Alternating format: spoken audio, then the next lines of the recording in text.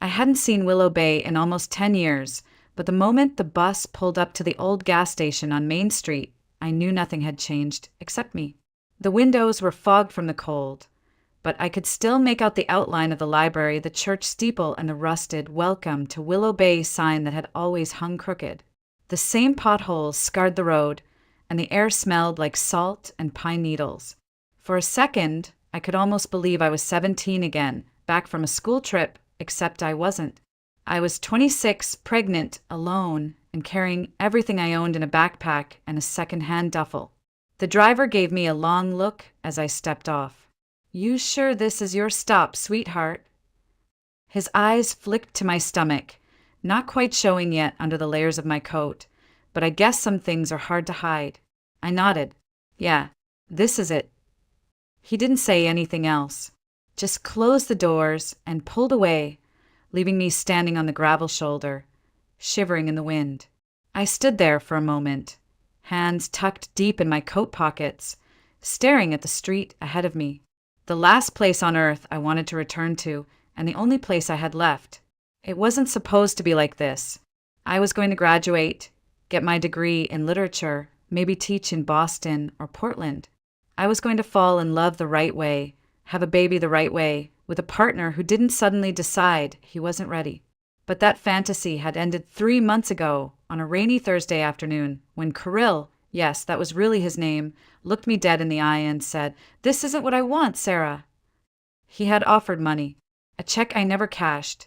I left his apartment that night with my coat soaked through and a lump in my throat the size of Maine itself. I had nowhere else to go. My mother died when I was 6. I never knew my father. My Aunt Eleanor was the only family I had, and we hadn't spoken in years. But when you're pregnant, broke, and 2 weeks from homelessness, pride isn't something you get to keep. Her porch light was off when I climbed the wooden steps. I knocked. Nothing. I knocked again. Finally, the door creaked open just a few inches, revealing the same sharp face I remembered from childhood, only older, colder. She didn't even pretend to smile. "Well, look what the storm dragged in," she said, eyeing my stomach. I suppose the rumors were true. I tried to speak, tried to explain that I wasn't asking for much, just a couch for a few weeks, maybe a warm meal. "You can't stay here, Sarah. I have a reputation in this town. I'm a retired teacher. A single girl with a belly isn't the kind of attention I need." Her voice was crisp, practiced, as if she had rehearsed this. "But I'm family," I whispered. "No, you were a burden. And I warned you before you ran off to college with all your poetry books and big dreams. This world eats girls like you alive." She shut the door before I could answer. I stood there on the porch, shaking, not sure if it was from the wind or from the rage rising up my spine. I should have cried. I didn't. I just turned and walked down the steps, past the flower beds she used to weed with surgical precision, past the gravel path lined with garden gnomes. I kept walking until my legs ached, until the wind had sliced through every layer of clothing I had. By the time I saw the wooden gate and the house behind it, small, weather-beaten, but with lights on inside, I was half delirious with cold. I didn't even knock. I just leaned over the gate and called out, "Hello? I'm sorry, does anyone have water?" "I'll pay, please." A voice called back, firm but not unkind. "Water doesn't cost anything in this house." The door opened and a woman stepped onto the porch. Her hair was silver and pinned up. She wore a quilted robe and slippers, but something about her posture reminded me of someone who used to give orders for a living. She looked me up and down, her eyes resting on my face, then my stomach, then the tears I didn't realize had finally begun to fall. "You're not from around here," she said. "Actually, I am," I whispered. "My name's Sarah Whitman. I used to live on Rose Street. My aunt's Eleanor Whitman." The woman raised an eyebrow. "Eleanor, of course." She opened the gate and nodded toward the warm light behind her. "Come inside, then. You look like you're about to collapse." I hesitated. "I don't want to intrude." "Oh, honey," she said, almost chuckling. "You already have. But lucky for you, I don't mind." That night, I slept in a stranger's house, in a room that smelled like apples and old books, and for the first time in weeks, I didn't feel completely alone. The woman's name was Hazel Whitmore, and as I would learn later, she had once been a high school biology teacher, the kind who terrified students into remembering the periodic table for life. Her house sat on a gentle slope overlooking the bay, surrounded by gnarled apple trees that still held the scent of autumn even in early winter. Inside, it smelled of cinnamon, tea leaves, and something else I couldn't quite place, like the past refusing to fade. The morning after she let me in, Hazel poured me a cup of black coffee, no cream, no sugar, and said, "If you're staying here, you'll earn your keep. I'm too old to shovel snow and chase squirrels off the porch. Think you can manage that with a baby on board?" "I can manage," I said, and I meant it. That same week, I took the town bus, an old yellow school bus they repurposed, to the district office and applied for a teaching position. The woman behind the desk looked up when I walked in, her eyes pausing for a beat too long on the slight swell of my stomach beneath my sweater. "You're the Whitman girl," she said. "Not a question. Just fact." I nodded. "Sarah Whitman. I had just finished my degree. English, literature." "Didn't you go off to college?" she asked, as if it was a betrayal. "I graduated. I'm looking for work." She flipped through a stack of folders with long, manicured nails that clicked like metronomes. "Zion Ridge Middle School needs a substitute for 8th grade literature. Temporary. Starts Monday. You want it?" I said yes before she even finished the sentence. Monday morning, I stood in front of a class of 13-year-olds who stared at me like I was a zoo exhibit. I wore my best thrift store cardigan, the one without any missing buttons, and wrote my name on the board in block letters. Ms. Whitman. One of the boys raised his hand. "Are you, like, pregnant?" The room went still. I paused for half a breath. "Yes," I said. "Now open your books. We're reading of mice and men." That first week was brutal. The kids tested me every day, side whispers, gum stuck under desks, eye rolls, bold sarcasm. I went home sore, exhausted, and doubting myself more than I'd ever admit. But every evening, Hazel would be waiting with a warm bowl of stew or apple pie she claimed was nothing special, even though it was always exactly what I needed. She never pried, never asked about the baby's father, never made me feel like a charity case. Instead, she handed me a list of chores, told me which days to refill the bird feeder and which plants needed trimming in the greenhouse, and said, "Idle hands make for anxious hearts, Sarah, and I reckon you've had enough of that." One night, about 2 weeks in, I found her sitting by the fireplace holding a faded photo of a young man in uniform. "My son," she said before I could ask, "killed overseas. He was 22. I didn't know what to say, just sat beside her and let the silence do the talking. The next morning, she handed me a spare set of keys and muttered, "Just in case you come home later than me, not that I'm waiting up." In the quiet moments, grading essays by lamplight, stirring soup on the stovetop, folding baby clothes I'd found at Goodwill, I started to feel something I hadn't felt in a long time: calm. Not peace, not yet, but calm. A stillness inside me that wasn't fear or dread. One evening, after class, I walked past the teacher's lounge and heard my name. That new girl, Whitman. Already knocked up. "Town always attracts strays," someone said, followed by low laughter. I didn't stop. I didn't cry. I just walked right past them and out the door into the cold, into the dark that smelled like salt water and frozen earth, and I breathed because I had somewhere to go. Because for the first time in a long time, I wasn't lost. Hazel's porch light was glowing.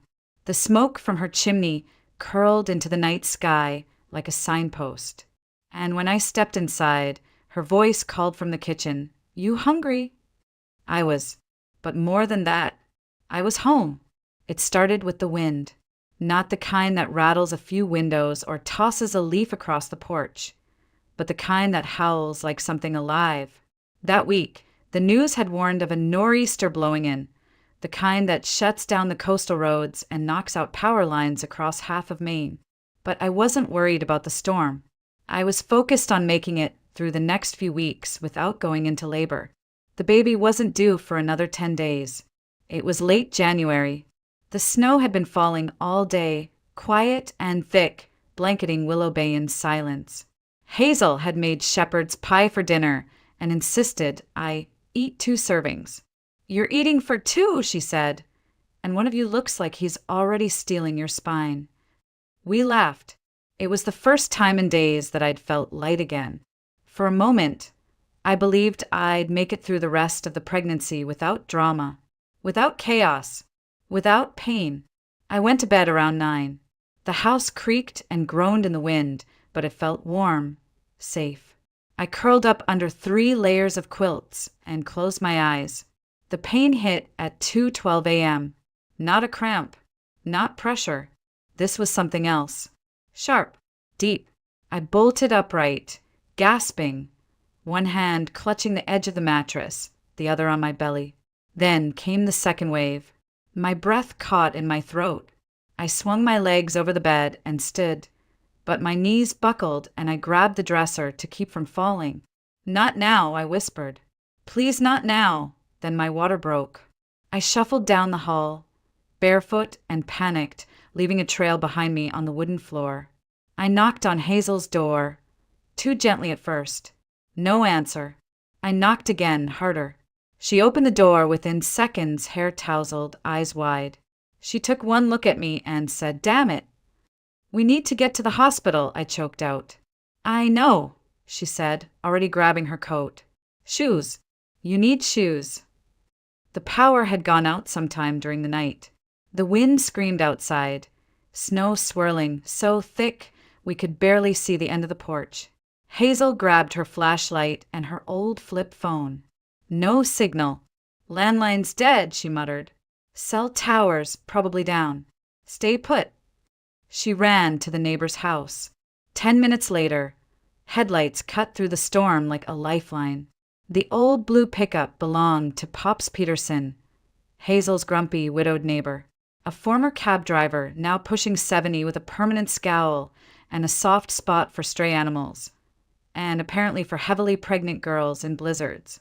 He shouted over the wind as he helped me into the passenger seat. "Hang on tight, sweetheart. Got 5 births under my belt already. You'll be number 6 if we don't hit a tree." I could barely reply. Every contraction came like a wave crashing into my spine. Hazel climbed in beside me, holding my hand, murmuring words I couldn't hear but desperately needed. Her grip was warm, solid, anchoring me to the world. The drive was a blur of headlights, snow, and potholes. Pops cursed every other word but kept the wheel steady. I focused on breathing, counting between contractions, trying not to scream. When I couldn't hold it in anymore, Hazel just said, "Let it out, Sarah. Let it out." When we reached the hospital, a nurse rushed out with a wheelchair. They rolled me inside while Hazel stayed to argue with the front desk about emergency protocols. The nurse's voice was calm and sharp. "How far apart are your contractions?" 2 minutes, I gasped. "Maybe less." "You're ready," she said, almost too calmly. "Let's go." They wheeled me down a corridor that smelled of antiseptic and floor wax. The lights flickered. My world narrowed to pain and breathing and pushing. 6 hours later, I heard a cry so loud and fierce it cracked through every cell in my body. They placed him on my chest, tiny, red-faced, angry at the world. And in that moment, the pain evaporated. He blinked up at me, fists curled tight. "My son, Jack," I whispered. "Hi, baby. I'm your mama." I didn't cry until later. Not when he was born. Not when they cleaned him or stitched me up. But when they took him to the nursery for checks and I was left alone in the silence of the recovery room, that's when it hit me. I had done it. Not the easy way. Not the right way. But my way. And then through the thin wall to the room next door, I heard it. Not a baby crying, but a woman.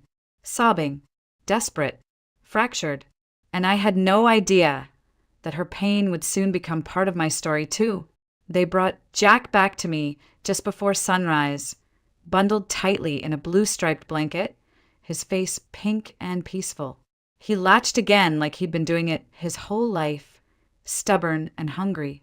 "You've got lungs like a prize fighter," I whispered, brushing a finger along his cheek. "You're going to be just fine." But I couldn't stop thinking about the crying from the room next door. It was a sound that clung to me, even in moments of joy, like a question I wasn't supposed to ask. Later that morning, a nurse came in, the same one who'd helped deliver Jack. Her name tag read Lisa, RN. She was probably in her mid-40s, hair pulled into a bun that had given up halfway through the night. She smiled at Jack, then glanced around like she didn't want anyone else to hear. "You doing okay?" I nodded. "We're good." She hesitated. "I shouldn't tell you this, but the baby next door, she's not doing well. The mother left, just vanished, left a note and everything." I felt my stomach tighten. "The baby's alone. She was born premature, tiny, lungs aren't strong. She's not taking formula, not responding well to 4. It's not looking great." Lisa sighed and sat on the edge of my bed. "They named her Ava. Her dad's been sitting by her crib all night. Hasn't said a word." "Where's the mom?" "No idea. She was gone before we even checked her vitals. Said she wasn't ready to be a parent to a sick baby." Her voice cracked on the last 2 words. I looked down at Jack. He was fast asleep now, his little hand curled around the collar of my gown. "Can I see her?" I asked quietly. Lisa blinked. "Ava, I just want to see her." She didn't answer right away. Then, after a moment, she stood. "I'll check with the NICU, but don't get your hopes up."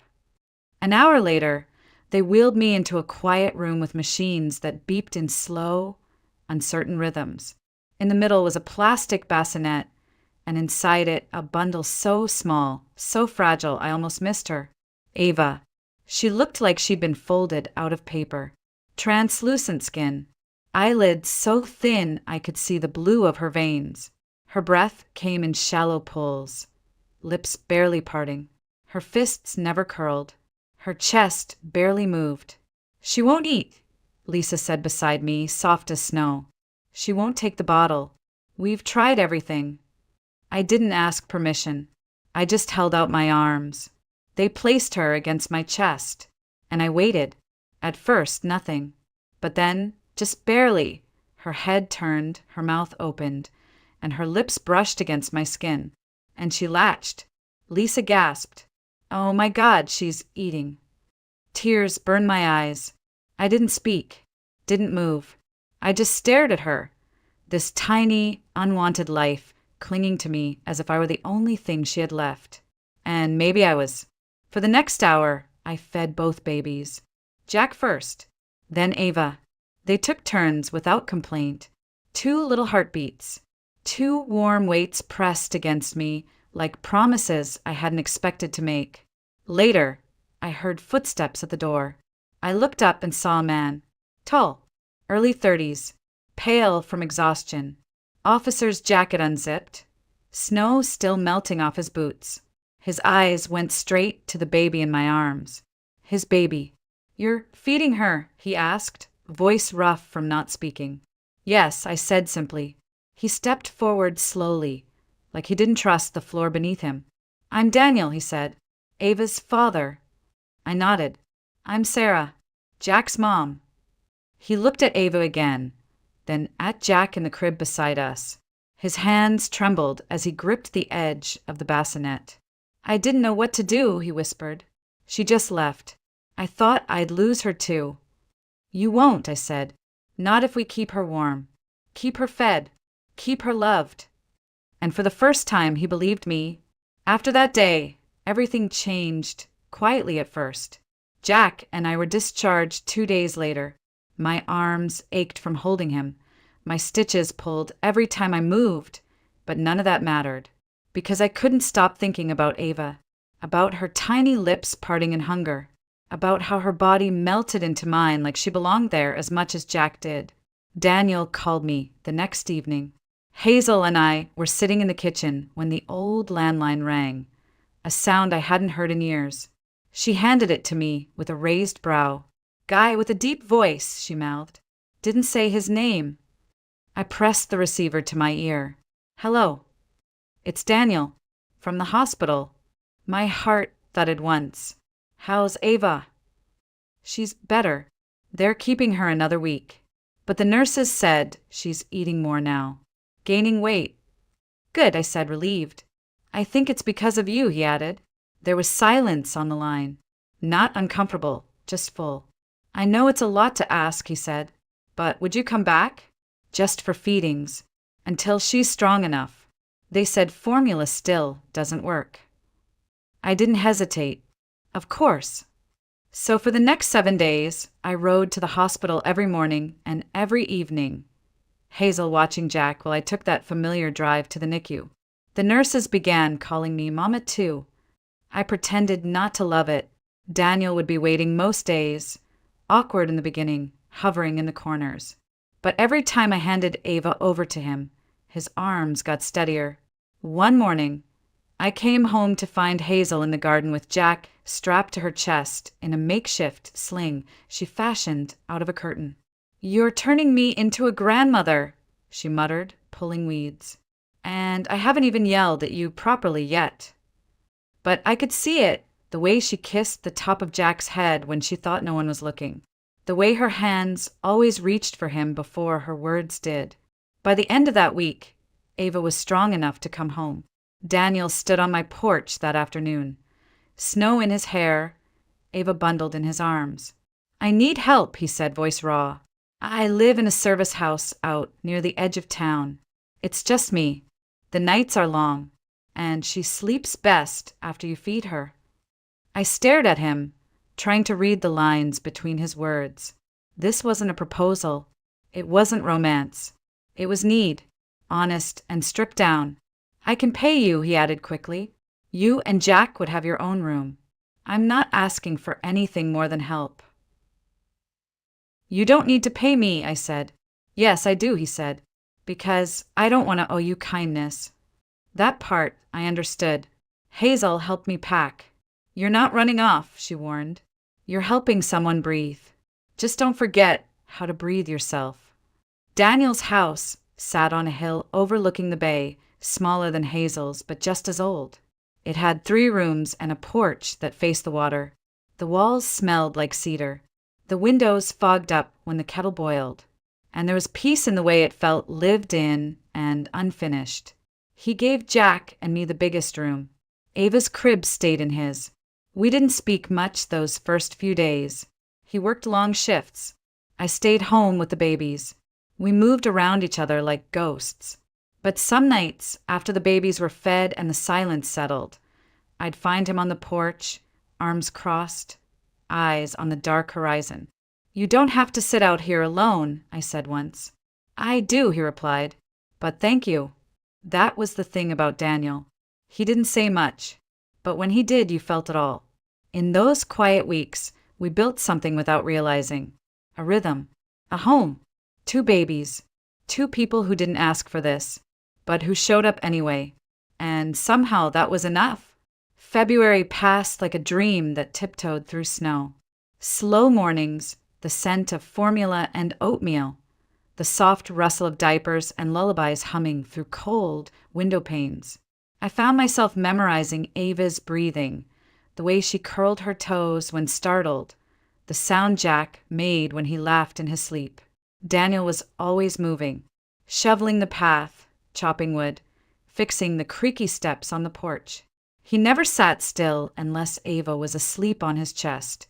Some nights, I'd peek into the living room and find them there, him in the armchair, her heartbeat steady against his, both of them drifting somewhere between exhaustion and peace. We didn't talk about the past. Not his, not mine. The silence between us wasn't cold anymore. It was a kind of sanctuary, a place to rest without being asked to explain. But there were moments. One night, the heater broke during a storm. We huddled in the living room with both babies pressed between us, wrapped in layers of blankets. Daniel handed me a mug of instant cocoa, his fingers brushing mine for a second too long. I used to think I knew what strong meant, he said quietly. Muscles, orders, saving people from drowning. I watched him through the flicker of candlelight. But then Vanessa left, he continued, and I was holding this tiny thing with a feeding tube and no mom, and I realized strong is staying when you're scared out of your mind. He looked at me then, really looked at me. That's what you did, isn't it? Stayed, even when you didn't have to. I swallowed the lump in my throat. Maybe I didn't have anywhere else to go. He shook his head. You could have gone back to the city, found your old life, a real job, someone else. I smiled faintly. Someone else wouldn't understand. The words hung between us like fog, warm and soft, impossible to hold. That night, we slept side by side on the living room floor, not touching, not speaking, just breathing together in the dark, two adults orbiting around the quiet gravity of two children who had no idea how broken we were trying not to be. Spring came reluctantly to Willow Bay. Patches of grass peeked through the snow, and crocuses fought their way up through frozen soil. Daniel returned to work, full-time with the Coast Guard. I found a part-time job at the local library, cataloging books and reading stories to toddlers every Tuesday. Hazel came by once a week to fuss over Jack and scold me for never eating enough. You look like a candle, she muttered, putting more mashed potatoes on my plate than I could finish. Ava learned to smile in April. It was crooked at first, like she was still deciding if the world was worth trusting. But when she looked at Daniel, her whole face lit up. Jack learned to crawl in May. I caught him trying to climb into Ava's crib one morning, his chubby hands gripping the bars with determination. She reached up and grabbed his hair. Neither of them cried. One Sunday, we took a walk down by the bay. Daniel pushed Ava in the stroller while I carried Jack in a sling against my chest. The tide was low, and we stopped to watch the boats rock gently at the dock. I don't know what this is, Daniel said, eyes still on the water, but I don't want to lose it.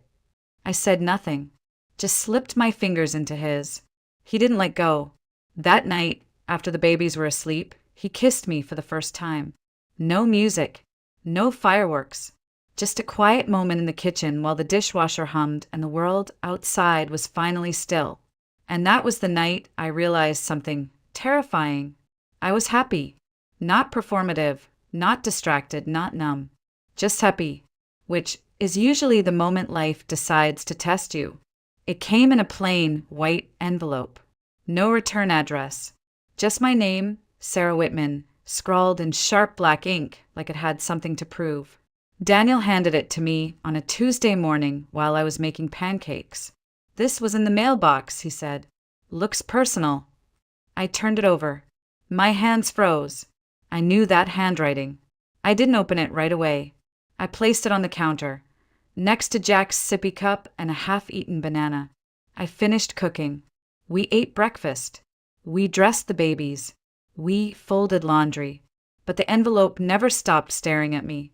Finally, during nap time, I sat on the porch and peeled it open. Sarah, it began. I heard you're back in Willow Bay. I don't know if you'll even read this, but I needed to say something. I made a mistake, a big one. I was scared and selfish, and I know I hurt you, but I can't stop thinking about you, about the baby. Is he mine? I stopped breathing. I want to talk. Please. I've been working on myself. I'm not the guy I was in Boston. I want to meet my son, if he is my son. I deserve that much, don't I? Liam, I read it again, then a third time. The words didn't change. The weight in my chest didn't lighten. Liam, the man who vanished the second I told him I was pregnant. The man who blocked my number, ghosted me, and never once checked if I was alive or dead. Now he wanted to talk. I went inside.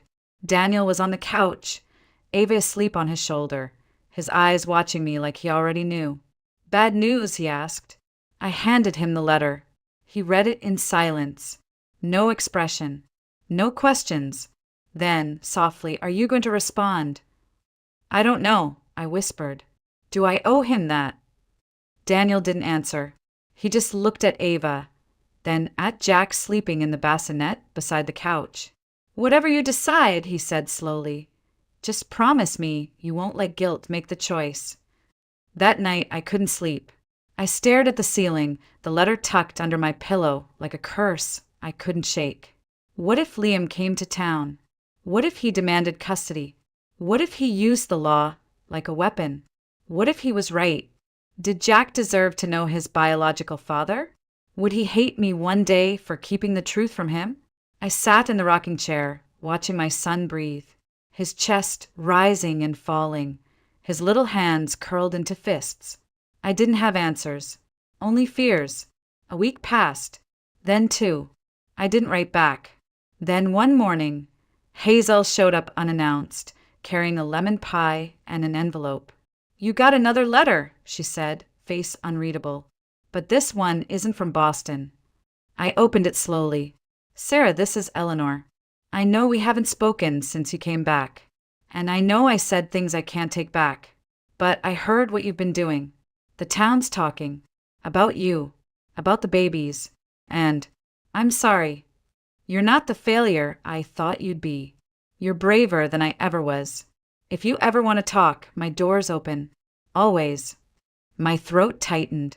Eleanor, the aunt who kicked me out when I told her I was pregnant, the woman who made me believe I'd ruin my life. And now this. I handed the letter to Daniel. He read it, then folded it neatly and placed it beside the first one. "Looks like the world's trying to crawl back in," he said. "Guess it realized what it lost." I looked at him, at Ava, at Jack, at the house that had become our home. I wasn't the same girl who showed up at Hazel's door that snowy night.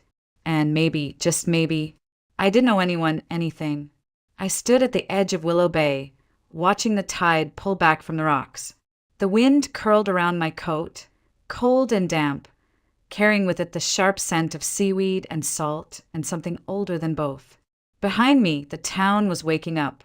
But inside me, something had already shifted. I had two letters. Two ghosts, Liam's full of guilt and demands, and a rewritten version of the past where he wasn't a coward, and Eleanor's shorter, softer, but laced with regret from years too late. Both of them wanted access to a version of me I no longer was. I knew I needed to choose who to answer, who to forgive, who to let go. So I wrote two letters of my own. To Eleanor, I said, "I appreciate your words. I really do. But forgiveness isn't a door you walk through once. It's a hallway you crawl through, and I'm still on my knees. I'm not ready to see you yet, but I'll let you know when I am." To Liam, I wrote only this. Jack already has a father, one who stayed. I never mailed them, but I didn't need to. The moment I sealed those envelopes, the decision settled in my bones like heat after a long winter. I was done carrying what didn't belong to me. That weekend, Daniel surprised me with a picnic on the cliffs behind the house.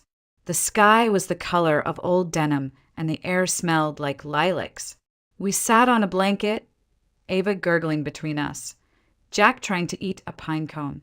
"You okay?" Daniel asked, watching me like he always did, with that quiet intensity that made it hard to lie. I nodded. "Yeah, I think I am."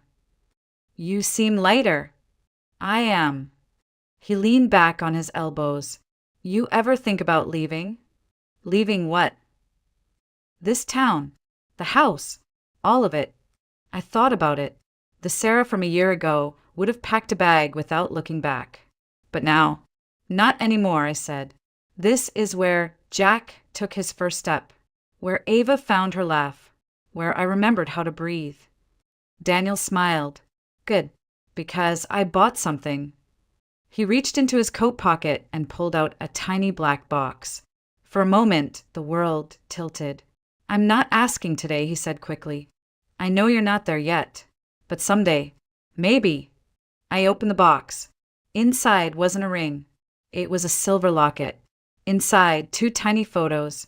"Jack, Ava, I wanted you to have something that proves we're already a family. Even before the paperwork, the promises, the words. I couldn't speak.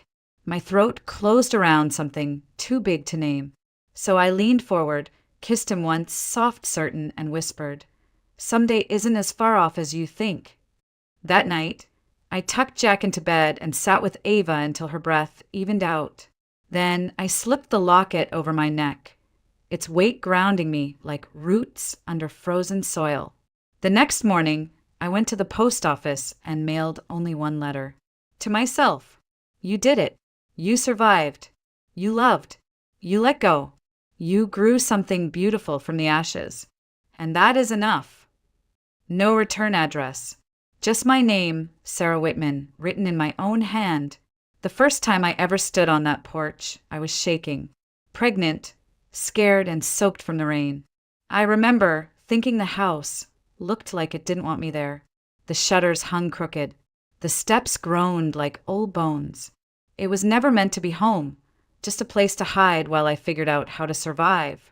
But a year later, that same porch held different sounds. Jack's laugh, Ava's cooing, the soft click of Daniel's coffee mug beside mine on crisp mornings. The house didn't just shelter me anymore. It saw me. I wasn't hiding. I was rooted. Spring had come early that year. The orchard behind the house bloomed in thick clusters of white petals. Jack helped Daniel plant vegetables in the garden, though most of his help meant flinging dirt onto Daniel's jeans and laughing until he fell over. Ava had started to crawl, dragging herself across the floor like a tiny explorer determined to conquer every rug and shoelace. And I had started writing again. Real writing. Not just grocery lists or angry letters never sent. I turned the spare room into an office, dusted off my old laptop, and began shaping the pieces of my story into something more than memory. One afternoon, as I edited a chapter about Eleanor's cold silences, the doorbell rang. It was her. She stood at the gate in a simple coat, clutching a small bouquet of wildflowers. For a long moment, we stared at each other across the gravel path. No accusations, no tears, just two women with too much past and not enough future to waste it. I opened the gate. She didn't step in. "I won't stay," she said, voice trembling like the stems in her hands. "I just wanted to say thank you. For the letter. For not hating me." "I did hate you," I answered quietly. "For a long time. But hate is heavy, and I've been carrying too much." She nodded. "I'm proud of you, Sarah." And then she left. It wasn't dramatic. No hugs, no sobbing forgiveness. But it was real. And sometimes that's enough. 2 weeks later, I got a message from Liam. Not an apology this time. Just a photo, he and his new girlfriend, standing beside a stroller. "This is Mia," he wrote. "Thought you should know Jack has a sister. If you ever want them to meet." I stared at it for a long time. Then I deleted it. Jack didn't need more confusion. He needed consistency, safety, love. He already had all three. That night, I told Daniel everything. About the message. The photo. My choice. He didn't ask questions. Just kissed my temple and said, "You did the right thing." By the end of summer, the house had transformed. We painted the porch, repaired the shutters, strung fairy lights along the fence. I filled the kitchen with herbs from the garden and laughter from our new friends. Logan and Sierra came over often, bringing pies and stories and advice on how to get Jack to eat broccoli without theatrics. And on a warm September morning, I opened the mailbox and found a thick envelope from a small publishing press in Portland. They wanted to buy my manuscript, the story of a woman who lost everything and found something better. I cried right there, barefoot in the driveway, Ava on my hip, Jack tugging at my jeans asking for juice. Later that week, I signed the contract on the same table where I used to cry myself to sleep. We celebrated with strawberry shortcake and cheap champagne. Jack spilled whipped cream on Daniel's lap. Ava grabbed a handful of frosting and smeared it in her own hair. I laughed until I couldn't breathe. That night, as the stars blinked over the bay and the breeze smelled like pine and promise, Daniel wrapped his arms around me from behind. You happy? He asked. I didn't answer right away, because happy was too small a word for what I felt. I turned to him, rested my forehead against his, and whispered, I'm whole. We stood there, our children asleep inside, the night wrapping around us like a blessing. Not because everything had turned out perfect, but because I had turned out okay. Because I had walked through fire and built a life from the ash,